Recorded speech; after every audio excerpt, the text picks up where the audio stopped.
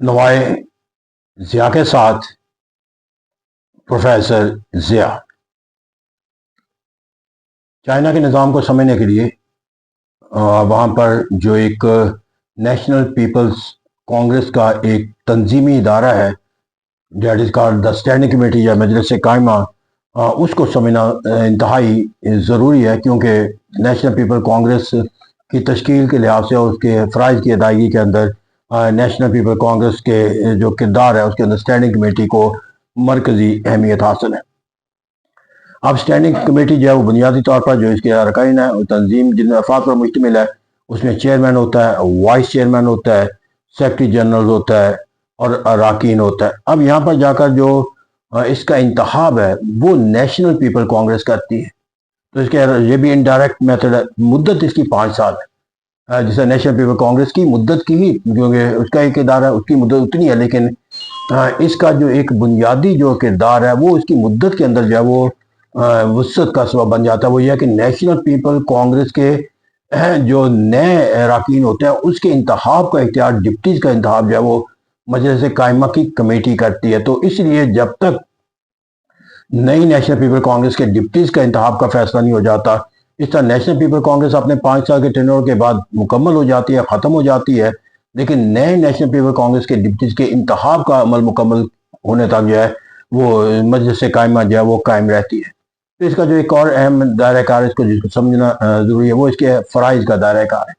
National people Congress जो है वो अपने किरदार के लिहाज से इंतहाई अहम है। बिलखसूस जो है नेशनल पीपल कांग्रेस के जो इख्तियारात हैं वो इदारे के तौर पर तो उसको हासिल है, लेकिन अमली तौर पर जो है वो इसको स्टैंडिंग कमेटी इस्तेमाल करती है। उसकी बुनियादी वजह है कि नेशनल पीपल कांग्रेस का इजलास को बुलाना या बहस व तमहीज़ करना जो है अरकान की तादाद की लिहाज से एक मुश्किल और एक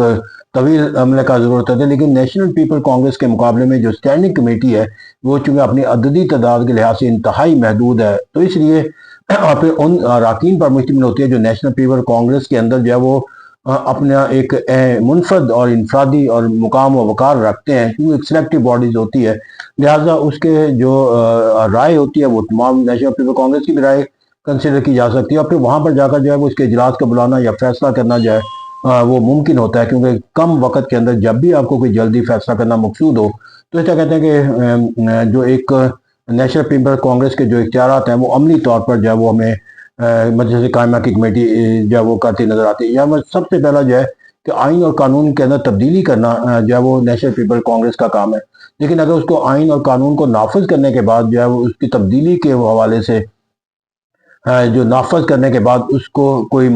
तशरीह की ज़रूरत पड़ जाए या उसके अंदर कोई इबहाम रह जाए, तो ये इबहाम जो है वो नेशनल पीपल कांग्रेस का जो इदारा है मजलिस कायमा स्टैंडिंग कमेटी इसको इख्तियार देता है। आइन और कानून के अंदर जो वजाहती पहलू होते हैं ये उसका इख्तियार है। फिर इससे नेशनल पीपल कांग्रेस जो है उसका जो बुनियादी काम है वो जो कानून साजी का जो अमल है उस वक्त इख्तियार कर लेते हैं जब ये नेशनल पीपल कांग्रेस का इजलास जारी ना हो। तो इस तरह कहा जाता है कि जो आम तौर पर पार्लियामेंट्री फॉर्म ऑफ गवर्नमेंट के अंदर जो ऑर्डिनेंसेस का काम प्रेसिडेंट करता है जब पार्लियामेंट इजलास हो, तो यहाँ पर ये इख्तियार जो है वो हमें मजलिस कायमा को जो है वो मिलता हुआ नजर आता है। फिर यहाँ पर जो स्टेट काउंसिल है जिसका क़यादत जो है वो वज़ीर आज़म करता है, वो जितने फैसले करता है उनकी राय उसके ऊपर जो अपनी राय देना या उसका जायज़ा लेना और उसके ऊपर कोई एक हतमी कोई ओपिनियन कायम करना, तो बिल्कुल स्टेट काउंसिल के ऐसे फैसले कि जिससे मुतल्लक जो है वो कोई अवामी तसव्वुर जो है वो पैदा हो जाए, तो उसको रिजॉल्व करने का जो इशू जो है वो फिर नेशनल पीपल कांग्रेस का जो इदारा इस्तेमाल करता है, जिसको जो है स्टैंडिंग कमेटी का नाम दिया गया है। इस तरह जो स्टेट काउंसिल की जो तकर्रियों की मंजूरी है वो भी यही हमें देख चुके हैं कि सदर का इंतखाब अगर नेशनल पीपल कांग्रेस करती है, लेकिन जो स्टेट काउंसिल के अरकान है जो वज़ीर आज़म है वो सदर नामजद करता है, लेकिन तौसीक जो है वो